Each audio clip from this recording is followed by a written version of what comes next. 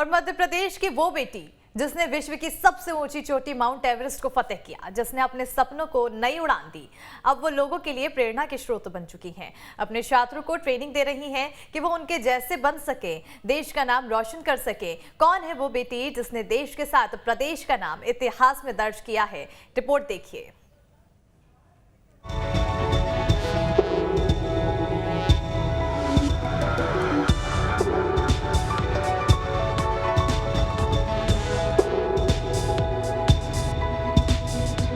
कहते हैं सपने उन्हीं के सच होते हैं जिनमें कुछ करने का हौसला होता है। इस कहावत को सच कर दिखाने वाली मध्य प्रदेश की बेटी मेघा परमार लोगों के लिए प्रेरणा की स्रोत बन गई हैं। वो लोगों को अपने सपने साकार करने के लिए लगातार प्रेरित कर रही हैं, उनके हौसले बढ़ा रही हैं ताकि दूसरे बच्चे भी उनकी तरह देश का नाम रोशन करें और विश्व की सबसे ऊंची चोटी पर देश का परचम फहराएं। हाँ, सबको मैं यही कहूँगी कि believe your self, transform your self, पहली चीज़ तो। और एक टैग लाइन है जो हर मंच से बोलती हूँ मैं कि काम करो ऐसा कि पहचान बन जाए, हर कदम रखो ऐसा कि निशान बन जाए। यहाँ ज़िंदगी तो हर कोई जीता है, पर कुछ ऐसा करो कि मिसाल बन जाए।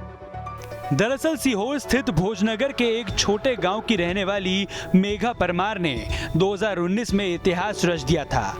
उन्होंने विश्व की सबसे ऊंची चोटी माउंट एवरेस्ट पर तिरंगा फहराने के साथ सीहोर की मिट्टी और पत्थर भी वहां रख दिया था। बता दें, मेघा परमार का शुरू से ही सपना था कि वो एक दिन माउंट एवरेस्ट की चोटी को फतेह करेंगी और उस पर देश का परचम फहराएंगी। मेघा के सामने कई चुनौतियां आई, लेकिन उनको डिगा नहीं सकी। उनके मन में उमंग थी, एक आस थी और हौसले बुलंद थे।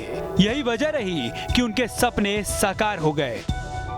जब मैं कॉलेज में पढ़ती थी तो मैंने पहली बार पढ़ा था कि मध्य प्रदेश के 2 लड़कों ने माउंट एवरेस्ट सबमिट किया।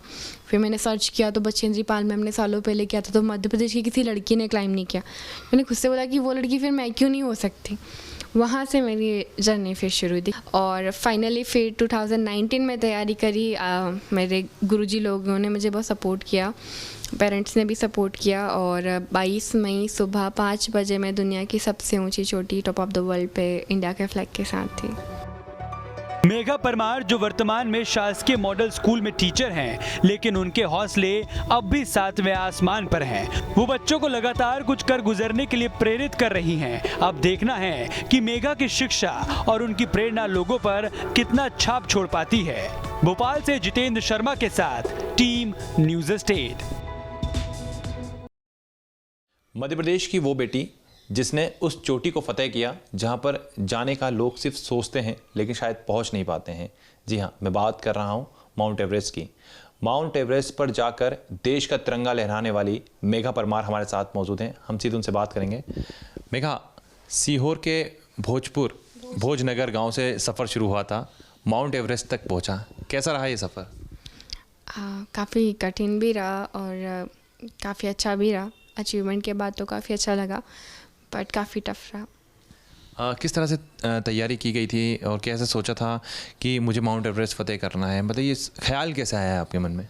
ऐसा स्टार्टिंग में तो कोई सपना नहीं था कि गांव से थे तो ये था बस मेरे को नाखून खाने की आदत है, तो मेरे ये सपने थे कि सिर्फ राख से बर्तन नहीं मांजना है मेरे को और घर में फ्रिज होना चाहिए। इसके अलावा कोई सपने नहीं थे। जब मैं कॉलेज में पढ़ती थी तो मैंने पहली बार पढ़ा था कि मध्य प्रदेश के 2 लड़कों ने माउंट एवरेस्ट सबमिट किया। फिर मैंने सर्च किया तो बचेंद्री पाल मैम ने सालों पहले किया था, तो मध्य प्रदेश की किसी लड़की ने क्लाइम नहीं किया। मैंने खुद से बोला कि वो लड़की फिर मैं क्यों नहीं हो सकती। वहाँ से मेरी जर्नी फिर शुरू थी। अब मेरे को माउंट एवरेस्ट सबमिट करना है 2017 से। अच्छा, जैसा कि आपने बताया था कि 2018 में भी आपने शुरुआत की थी लेकिन कुछ प्रॉब्लम आई थी, उसके बाद 2019 आपने देखा, तो टोटल किस प्रकार से सफ़र रहा? 2018 का आपने कहा था कि सफ़र हमारा रहा था, फिर 2019 में आपने पूरी तरीके से माउंट एवरेस्ट को फतेह करा। 2018 में भी कुछ दिक्कतें आई थी? तो तैयारी पूरी हो गई थी, सब कुछ अच्छा था। मेरे गुरुजी वगैरह ने भी पूरा पुशअप मेरे पीछे लगा दिया था कि जाना ही है। तो 2018 में मैं 8101 मीटर पे गई थी और मेरा 700 मीटर माउंट एवरेस्ट सबमिट नहीं हुआ था। तो फिर मुझे वापस आना था। मेरी शेरपा ने मेरे को कहा था कि भाई नहीं, पहाड़ तो वही है, ज़िंदगी रही तो हम दोबारा आ जाएंगे। 700 मीटर से वापस आना और फिर यहाँ तरह तरह की बातें सुनना। फिर मेरा ट्रेनिंग के दौरान अटल बिहारी माउंटेनिंग इंस्टीट्यूट में 12 फीट से फॉल हुआ था, तो रीढ़ की हड्डी टूट गई थी, 3 हेयरलाइन फ्रैक्चर्स हो गए थे। फिर 9 महीने रिकवरी हुई